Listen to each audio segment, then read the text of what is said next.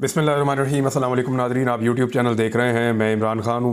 अब बज़ाहिर ऐसा दिखाई दे रहा है कि इमरान खान साहब को सामने लाने का वक्त करीब आ गया है। यानी हर चीज़ की एक लिमिट होती है और एक वक्त के बाद आपको चीज़ों को वापस ठीक करना पड़ता है या नॉर्मलाइज़ करना पड़ता है। क्योंकि देखें, इमरान खान साहब को गायब करना, मीडिया की नज़रों से दूर कर देना, उनको जेल के अंदर बंद कर देना, कोई शख्स उन्हें देख भी ना पाए, कोई उनकी आवाज़ भी ना सुन पाए, सवाए एक ऑडियो के जो लीक की गई जानबूझकर इमरान खान साहब को डीफेम करने के लिए। उसका एक हिस्सा बल्कि उल्टा काम कर गया। इमरान खान साहब को फ़ायदा हो गया, जिसने लीक की वो भी बेवकूफ़ी कर गया। और दूसरा, एक तस्वीर जो है वो जो इमरान खान साहब की लीक की गई और वो पाकिस्तान तहरीक इंसाफ के लोगों ने लीक की थी जेल से, उसके अलावा कोई चीज़ उनकी आज तक सामने नहीं आई। इमरान खान साहब को लंबे अरसे तक गायब करने का मकसद ये था कि लोगों के दिमाग से उनका अक्स ख़त्म हो जाए। लेकिन हुआ ये कि वो मज़ीद गहरा होता चला गया और लोग इमरान खान साहब की कमी को शिद्दत से महसूस करते रहे। फिर 8 फरवरी को जो भी हुआ है वो एक बहुत बड़ा दिन है। 8 फरवरी को लोगों ने अपना फ़ैसला सुनाया और पाकिस्तान तहरीक इंसाफ के उम्मीदवारों के लिए लोगों ने यानी एक खिड़की तोड़ किस्म की एक नुमाइश थी। एक फट्टे चक देने वाला काम हो गया था 8 फरवरी को और लोगों ने अपना फ़ैसला सुना दिया। अब ऐसा लगता है कि इमरान खान साहब आने वाले दिनों में उनको आहिस्ता आहिस्ता मंजर आम पर लाया जाएगा और हो सकता है कि उनको किसी अदालत में पेश किया जाए। ज़्यादा इम्कानात यही हैं कि उनको बनी गाला शिफ्ट किया जाए। जो इतला मेरे पास से कुछ अर्सा पहले से है वो ये है कि इमरान खान साहब को बनी गाला शिफ्ट किया जाएगा, उनको हाउस अरेस्ट किया जाएगा। बनी गाला की एक ऑप्शन मौजूद है, एक दो ऑप्शंस और हैं, उसके ऊपर भी गौर हो रहा है। इमरान खान साहब को जब शिफ्ट कर दिया जाएगा, जेल से निकाल दिया जाएगा, हाउस अरेस्ट किया जाएगा, तो उसके बाद फिर आहिस्ता आहिस्ता चीज़ों को टून डाउन किया जाएगा, चीज़ों को नीचे लेकर जाएंगे।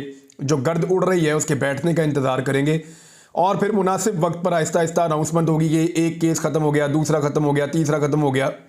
तो हालात को नॉर्मल करते करते एक दिन इमरान खान को रिहा कर दिया जाएगा। एक तरफ तो ये आइडिया है, लेकिन इमरान खान साहब की जो मकबूलियत है वो कम होने का नाम ही नहीं ले रही।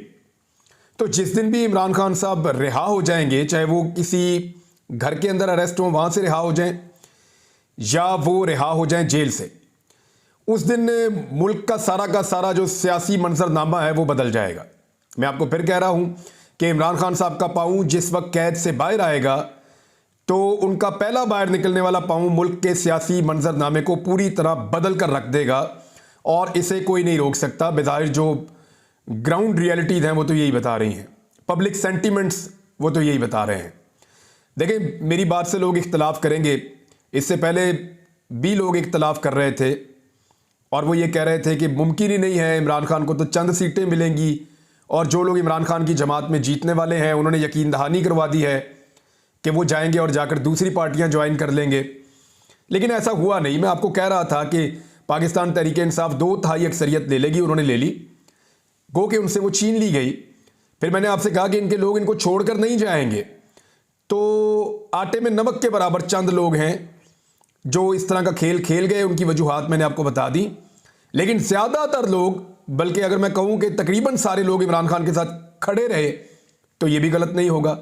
तो जब इतने सारे अंदाजे और खबरें गलत नहीं हुई तो आप इस पर भी यकीन रखें कि जिस वक्त इमरान खान साहब को आज़ादी मिली और उन्होंने अपना पहला कदम कैद से बाहर रखा, इस मुल्क का सियासी मंजरनामा मुकम्मल तौर पर बदल जाएगा और फिर किसी के कंट्रोल में नहीं रहेगा। जो मर्जी करके देख लें। मखसूस नशस्तों के मामले पे जो पेशावर हाई कोर्ट का है वो तफसीली फ़ैसला जारी हो गया है। पेशावर हाई कोर्ट का फ़ैसला ये कह रहा है कि 30 सफ़हात पर मुश्तमिल ये फ़ैसला है। 5 रुकनी लार्जर बेंच था जिसने ये फ़ैसला किया है। फैसले के मुताबिक यह है कि सुन्नी इत्तेहाद कौंसिल ने क्योंकि एक भी सीट नहीं जीती तो उनके पास मखसूस नशिस्तें हासिल करने का कोई जवाज़ मौजूद नहीं है, नंबर 1।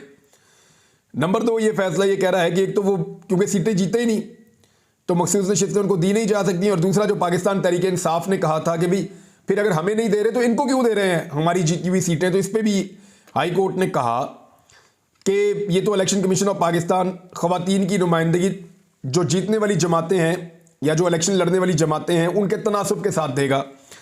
अब ये भी पाकिस्तान तहरीक इंसाफ की इस्तदा मुस्तरद हो गई है, तो तहरीक इंसाफ के लिए ये बहुत बुरी खबर है।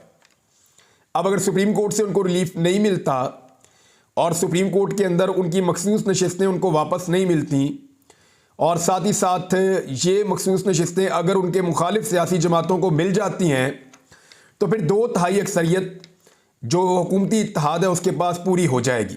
फिर वो जैसा चाहेंगे वैसा कानून बनाएंगे इस मुल्क के अंदर, और इसमें पाकिस्तान तहरीक इंसाफ को बहुत नुकसान होगा। लेकिन एक चीज़ मैं आपको बता दूं कि कुछ वकला रहनुमा हैं जो बड़े सीनियर वकला रहनुमा हैं, अभी नाम लेना मुनासिब नहीं है, लेकिन जिन लोगों ने मुलाकातें की हैं उन्होंने, और जिनसे मेरी डायरेक्ट बात हुई है, उन्होंने भी ये बहुत क्लियरली कहा है कि काजी फायद ईसा साहब की एक्सटेंशन के मामले के ऊपर तो वकला किसी सूरत नहीं मानेंगे।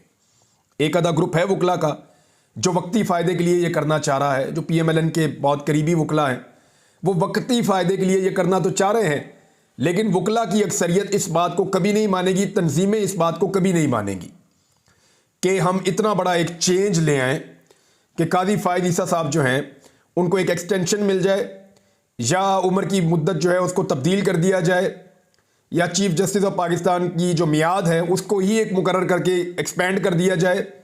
वो इस चीज़ पे नहीं मानेंगे, क्योंकि कुछ वकला ने ये कहा जो पाकिस्तान तहरीक इंसाफ से ताल्लुक़ रखते हैं, उन्होंने कहा जी पाकिस्तान तहरीक इंसाफ ने भी ये करने की कोशिश की थी और हमने उन्हें भी नहीं करने दिया था, तो हम ये मौजूदा हुकूमत को क्यों करने देंगे, हम आखिरी लेवल तक जाएंगे। हामिद खान साहब ने तो बहुत क्लियरली कहा, उन्होंने कहा नो वे, वकला ऐसा कभी नहीं होने देंगे। और मेरे ख्याल में जो सुप्रीम कोर्ट ऑफ पाकिस्तान के मुअज़्ज़िज़ जज साहिबान हैं वो भी ऐसी कोई तब्दीली नहीं चाहेंगे, क्योंकि बाकी जज साहिबान जो हैं उनमें से कई एक ऐसे होंगे जिनको फिर चीफ जस्टिस ऑफ पाकिस्तान का ओहदा ही नहीं मिलेगा। तो ये एक मुश्किल काम है, लेकिन अगर ये हुकूमत ये कर गुजरती है तो फिर पाकिस्तान तहरीक इंसाफ अगले कई सालों के लिए इस बात को अपने दिमाग में रख ले कि उनको दीवार के साथ लगाने का सिलसिला जारी रहेगा और फिर अदालत से उनको रिलीफ नहीं मिलेगा। पाकिस्तान तहरीक इंसाफ की हिकमत अमली इन मामलात में कमज़ोर है। जो सीटें उनसे छीनी जा रही हैं, मैंने आपको पहले भी कहा, इस पर वो कुछ कर ही नहीं पा रहे और कुछ कर भी नहीं रहे, हत्ता के प्रेस कॉन्फ्रेंस तक नहीं करते, इकट्ठे होकर बैठते नहीं हैं, असेंबली में आवाज़ नहीं उठाते, किसी अदालत में जाकर आवाज़ नहीं उठाते, 10-15 बड़े वकील लेकर अदालतों में पेश नहीं हो जाते, हर जगह के ऊपर जाके हर फोरम को इस्तेमाल नहीं करते, एहतजाज नहीं करते, जहाँ पे ये रिकाउंटिंग हो रही है वहाँ पे अपनी पार्टी को मोबिलाइज और चैनलाइज नहीं करते, कोई काम नहीं करते, उम्मीदवारों को अकेला छोड़ देते हैं। वो बेचारा उम्मीदवार जब अपनी सीट हार जाता है या उसको हरवा दी जाती है, यानी आरओ गिनती करता है, 3 लाख 4 लाख वोट गिन लेता है 4-5 घंटे के अंदर अंदर और फैसला कर देता है कि जनाब ये जीत गया, कल तक ये जीता हुआ था, अब ये हार गया, इसके 15,000 वोट मुस्तरद, 20,000 वोट मुस्तरद, ये वाला जो हारा हुआ था ये अब जीत गया है, इसके वोट अब ज्यादा हो गए हैं। तो जब आरओ ये कर देता है तो वहां पे उस उम्मीदवार को भी अकेला छोड़ देते हैं, उसके लिए कोई आवाज भी नहीं उठाते, पार्टी की सतह के ऊपर भी कोई मोबिलाइजेशन, कोई चैनलाइजेशन, कोई चीज कुछ भी नहीं हो रही। तो पाकिस्तान तहरीक इंसाफ की एक बड़ी कमजोर हिकमत अमली है और इमरान खान साहब के बाहर ना होने के ये नुकसानात हैं।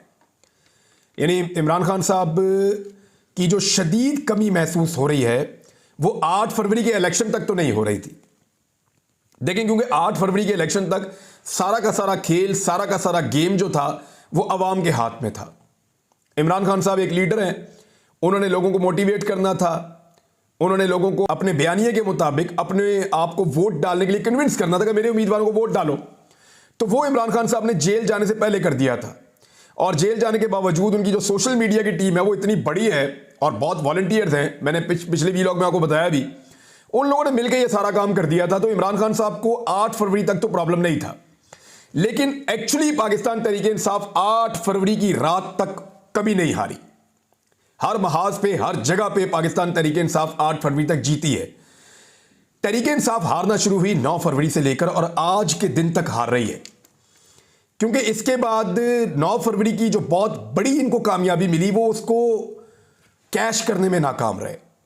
किसी जगह पे आपको कोई ऐसा एहतजाज नजर नहीं आया, किसी जगह पे आपको कोई ऐसी मूवमेंट नजर नहीं आई जिसके जरिए से पाकिस्तान तहरीक इंसाफ अपने जीते हुए उम्मीदवारों को कम से कम सेव कर सके।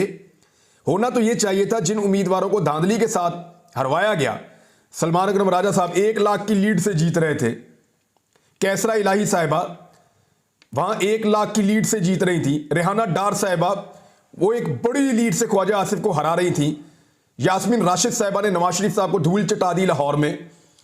इस तरह बहुत सारी सीटें हैं, तकरीबन 50 सीटें तो पंजाब में, बजाय इसके कि वो अपनी सीटें वापस ले रहे होते पाकिस्तान तहरीक इंसाफ के लोग, वो अपनी सीटें गंवाना शुरू हो गए और जो सीटें गंवा रहे हैं उनके ऊपर भी बात करने को तैयार नहीं है या कोई हिकमत अमली सामने लाने को तैयार नहीं है। ना कोई कानूनी, ना कोई ऑन ग्राउंड।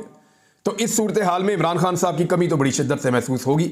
अब ऐसा लगता है कि आने वाले दिनों में चीज़ों को नॉर्मलाइज करने के लिए इमरान खान साहब को शायद किसी दिन मंजर आम पे लाया जा सके। जैसा कि अभी इमरान खान और बुशरा बीबी के प्रोडक्शन ऑर्डर जारी 4 अप्रैल को अदालत तलब किया गया है। ये district and session court Islamabad में बानी चेयरमैन पाकिस्तान तहरीक इंसाफ और बुशरा बीबी की अदालत में पेशी के केस की समाअत हुई, जिसमें अदालत ने जमानत की दरखास्तों में साबिक वज़ीर आज़म इमरान खान साहब और इनकी अहलिया बुशरा बीबी के प्रोडक्शन ऑर्डर जारी कर दिए। अब ये चीज़ें बता रही हैं कि बहुत जल्दी नहीं होगा, लेकिन आने वाले दिनों में इमरान खान साहब किसी दिन आपको नजर आएंगे और ये चेक किया जाएगा कि कितने लोग निकलकर इमरान खान साहब अगर बाहर आते हैं या किसी अदालत में उनको लाया जाता है तो कितने बड़े पैमाने पर लोग निकलकर रुख करते हैं उस अदालत का, और कैसे लोग निकलकर इमरान खान को वेलकम करते हैं या उनको देखने के लिए आते हैं।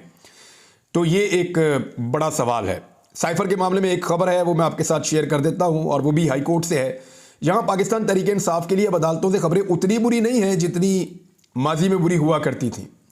यानी इस्लामाबाद हाई कोर्ट ये कह रही है कि किसी को पता ही नहीं है कि साइफर का मतन क्या है या उसके अंदर लिखा हुआ क्या है, लेकिन सब कह रहे हैं कि दुश्मन को फायदा हो गया। जब पता ही नहीं है कि उसमें लिखा क्या है तो दुश्मन को फायदा कैसे हो गया।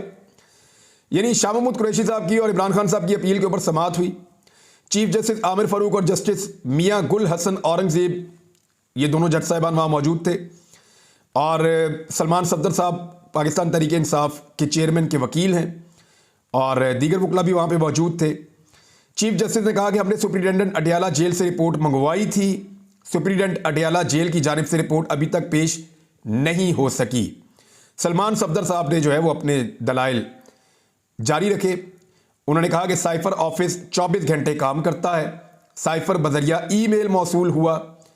चीफ जस्टिस ने कहा कि अभी जो साइफर आता है वो बजरिया ईमेल कोड शक्ल में आता है, ऑफिसर उसको डाउनलोड करके डी कोड करेगा। सलमान सफदर ने कहा कि ओरिजिनल साइफर इसी के पास रुक जाएगा, सीक्रेट लैंग्वेज भी इसी के ऊपर लिखी हुई है। सेक्रेटरी फॉरेन अफेयर्स इजाज़त देता है कि साइफर किस किस के पास जाना है। साइफर की कॉपी जिसके पास भी जाए वो ओरिजिनल साइफर तस्वुर होगा, जो वापस करना ज़रूरी है।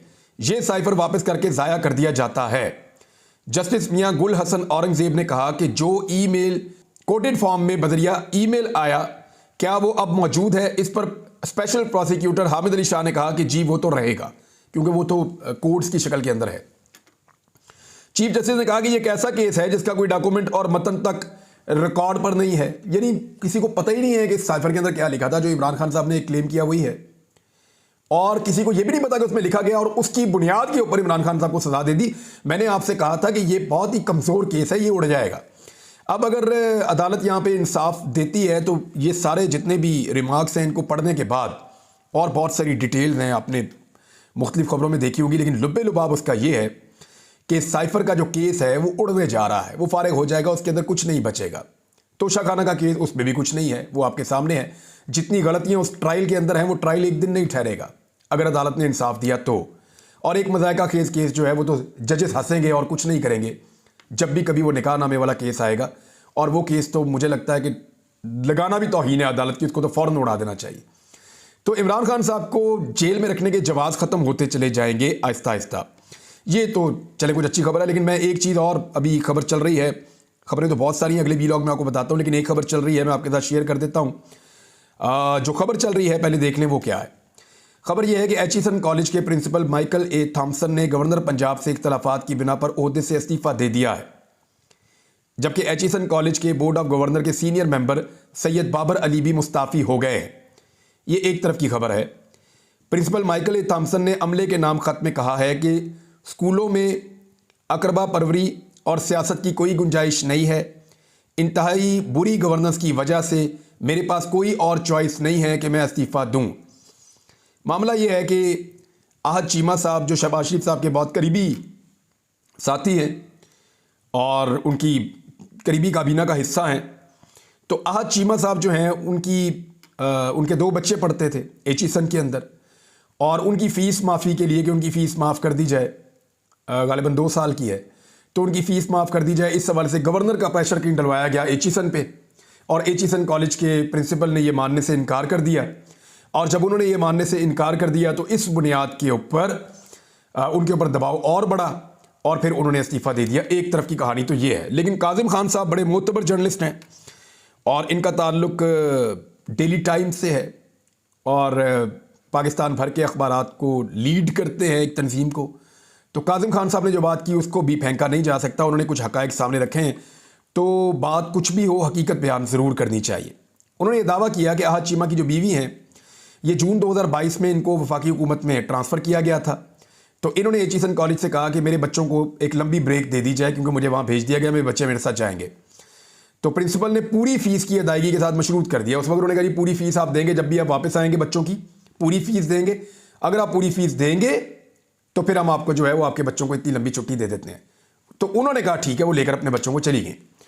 उन्होंने अपने बच्चों को इस्लामाबाद में पढ़ाना शुरू कर दिया। अब जब उनके हालात बेहतर हुए, उनके मियाँ जो हैं वापस वो इक़्तिदार में आ गए, शहबाज शरीफ साहब इक़्तिदार में आ गए, तो अब सारी चीज़ें उनके कंट्रोल में थी। तो उन्होंने कहा जी बच्चे वापस एचिसन में।